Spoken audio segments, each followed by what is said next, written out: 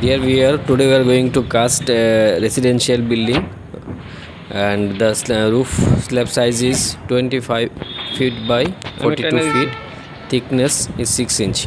Usually for residential building, minimum thickness should be 5 inch, but 6 inch is more recommended. And be careful about slab thickness while making agreement with contractor. Otherwise, contractor will be very happy with 4-inch slab thickness. While casting roof, slab beam and roof has to be casted together. Here slab size is 420 mm height by 300 mm width.